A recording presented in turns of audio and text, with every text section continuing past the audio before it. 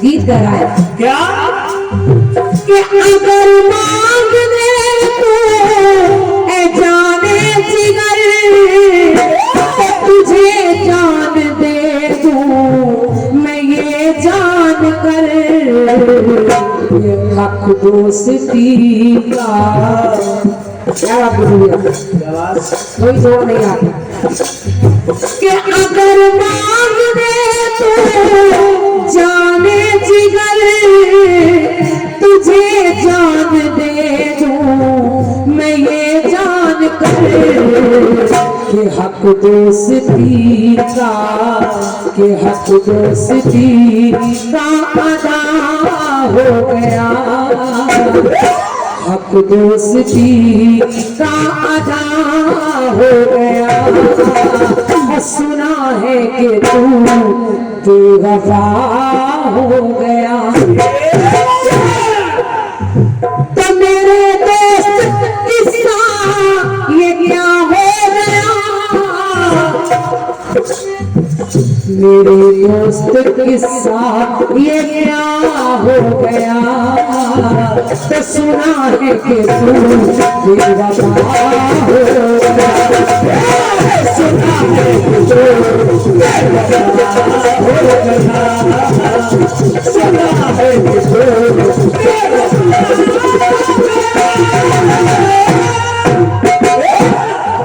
खंडगी सुनिए सुना है कि तू बेवफा हो गया बस वैसा ही टुकड़ा है और आपको अच्छा लगेगा ये मेरा विश्वास है आखिर जब कर्ण की मृत्यु हो गई कर्ण मारे गए कर्ण की मृत्यु हो गई और 100 पुत्र गांधारी के 99 पुत्र भी मारे गए दुर्योधन सोच रहा है कि मेरा एक यही सहारा बचा था कर्ण और ये मेरा परम मित्र भी मार दिया गया तो कर्ण की लाश को देखकर कर्ण की मृत्यु पर शोक जताते हुए देखिए दुर्योधन एक बात कह रहा है कहने लगा क्या कि सदा ढाल बन के मेरे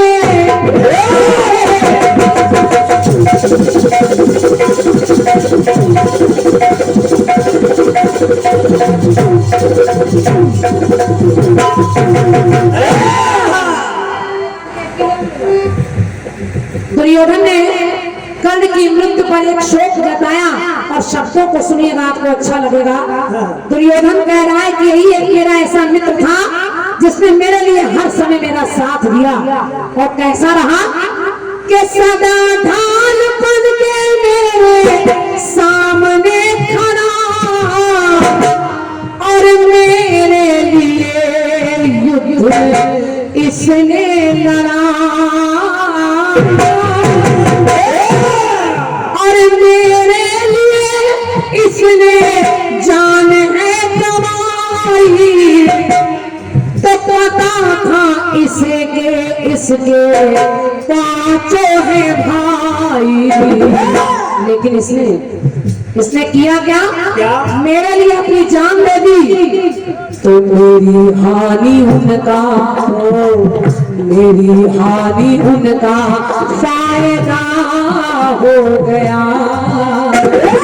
मेरी हानि उनका फायदा हो गया कब किसने कहा कि मेरी हानि उनका फायदा हो गया और पूरा तेरा फायदा हो गया तो फर्ज दोस्ती का अदा हो गया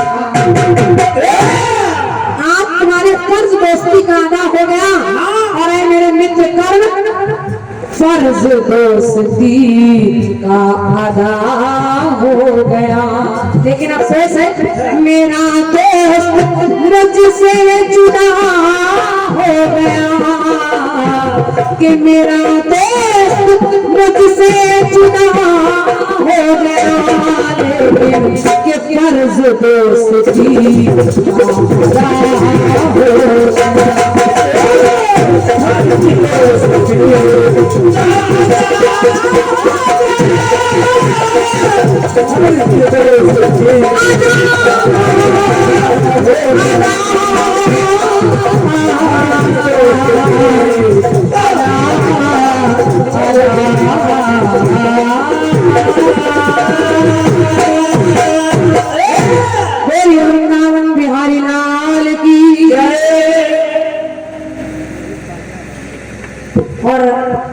सम्मानीय आदमी भैया श्री रोहित पांडे जी, आप हमारे तिवारी जी के बहनोई साहब हैं, आपकी ओर से 201 मुद्राएं इस खंड गीत पर है। सादर धन्यवाद है भाई साहब को, धन्यवाद है। कोटैया के निवासी भैया हमारे मनोज यादव जी, और मैं देख रही हूँ मनोज भैया को पूरी रात से वहीं बैठे हैं और शायद अच्छा लग रहा है कभी बैठे हैं। अच्छा डॉक्टर साहब है, वाह वाह, डॉक्टर होकर भी कीर्तन से इतना लगाव है। एक बार जोरदार तालियां बजा दीजिए हमारे डॉक्टर साहब के लिए। अरे वाह, मेडिकल कॉलेज में डॉक्टर हैं आप, वहाँ मरीजों की नब्ज पकड़ते हैं, यहाँ कीर्तन कलाकार भी एक दूसरे की नब्ज पकड़ रहे हैं और आप सुन रहे हैं। बहुत बहुत धन्यवाद दे रही हूँ आपको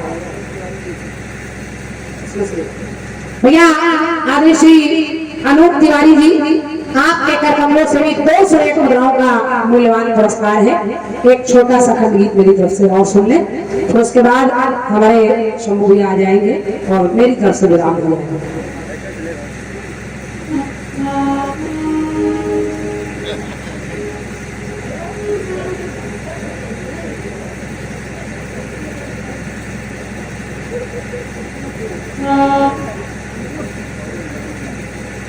अंकुर भैया और सौरभ भैया, आपकी ओर से 101 मुद्राओं का पुरस्कार है। दोनों भाइयों को बहुत बहुत धन्यवाद है, धन्यवाद। एक छोटा सा चलिए भोलेनाथ का ही हम चाह रहे गीत भाव पक्ष का हो गया है, तो खंड गीत थोड़ा चेहरों पर मुस्कुराहट आ जाए और मुस्कुराहट के साथ आप घर जाए। बिल्कुल एक गीत बजा था कि प्रेम की गली में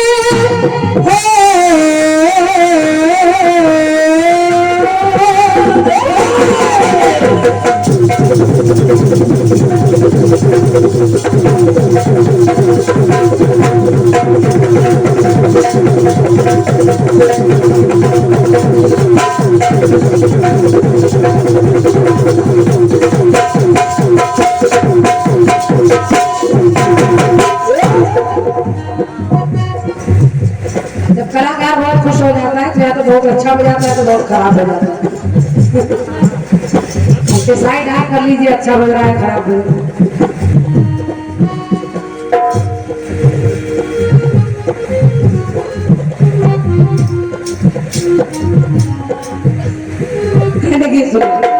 गाने दो महाराज के प्रेम की गली में एक छोटा सा घर बनाएंगे,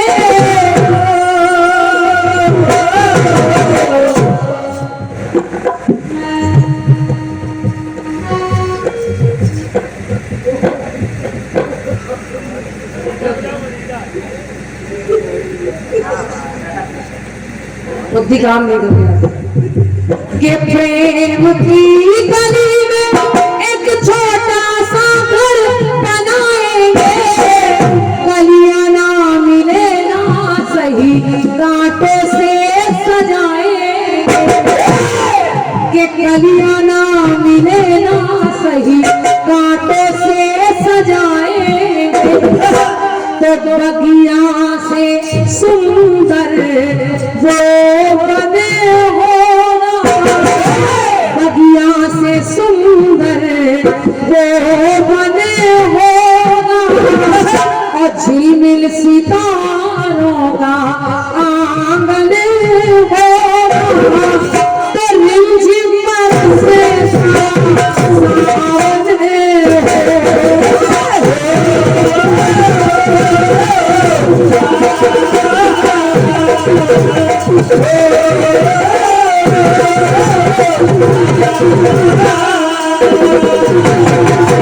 सुंदर को डूबे क्या बात है।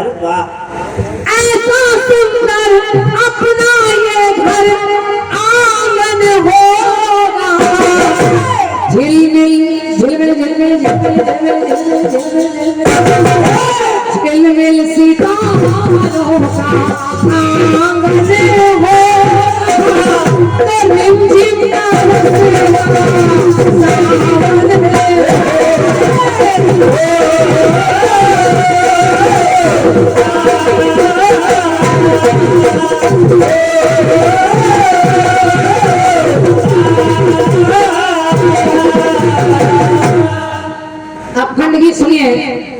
भगवान भोलेनाथ के लिए हमारे तिवारी जी ने कहा 4 पंक्तियां सुना दीजिए, तो मैं चाह रही हूँ आपके चेहरों पर मुस्कुराहट दिया जाए।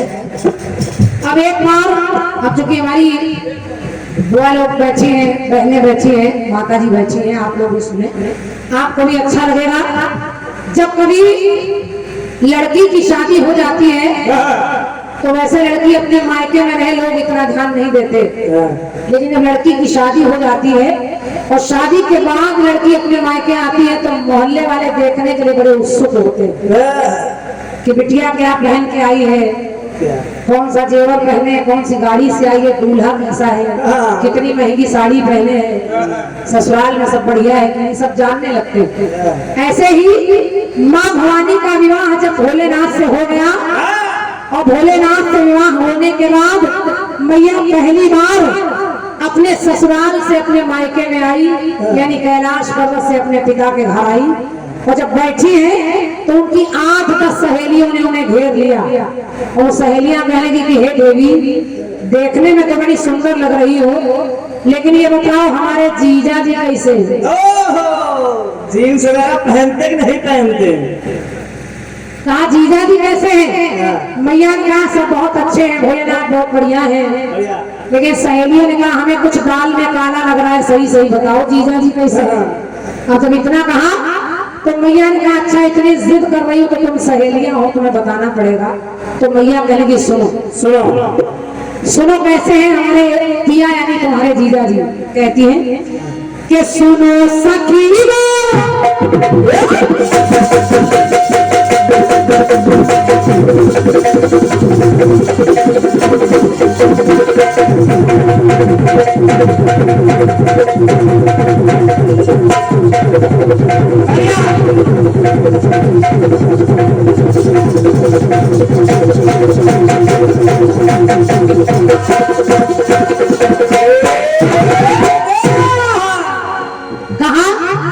कि सुनो सखी पिया हमारे मन को दुखाए बैठे हैं।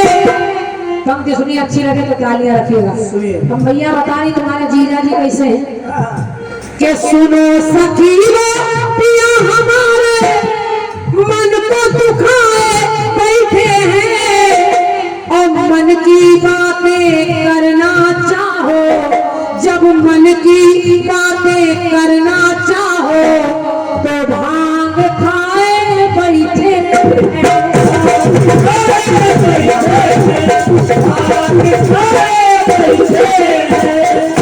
के मन की बातें करना चाहो तो भांग खाए बैठे। कोई बात करना चाहो तो भांग खाए बैठे।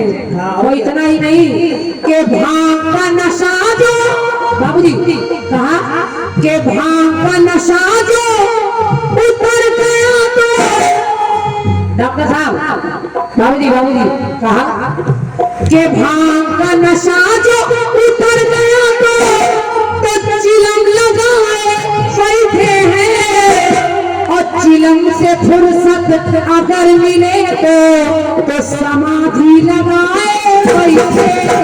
समाधि लगाए बैठे, समाधि लगाए बैठे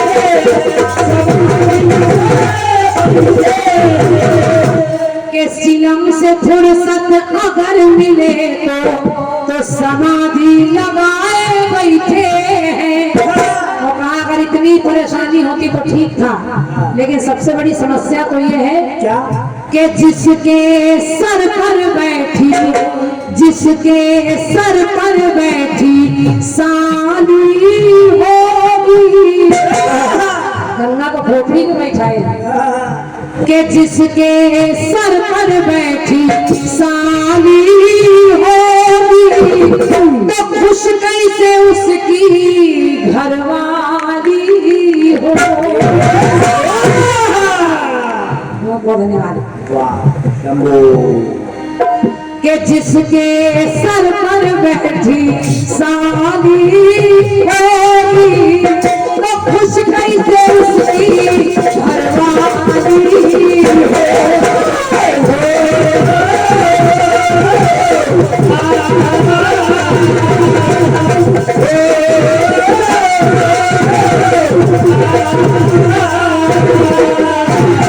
और मैया कहने लगी कि जिसकी झोली, आप लोग कहते हैं कि भोलेनाथ भंडारी हैं। अरे काहे के भंडारी है? रुपया पैसा मांगो तो झोला बढ़ा देते हैं, और झोले में हाथ डालो तो तकैया बगैया चबा लेती है। तो जिसकी झोली सदा रहती खाली होगी, तो जिसके सर पर बैठी साली होगी, तो खुश कैसे उसकी हरमाली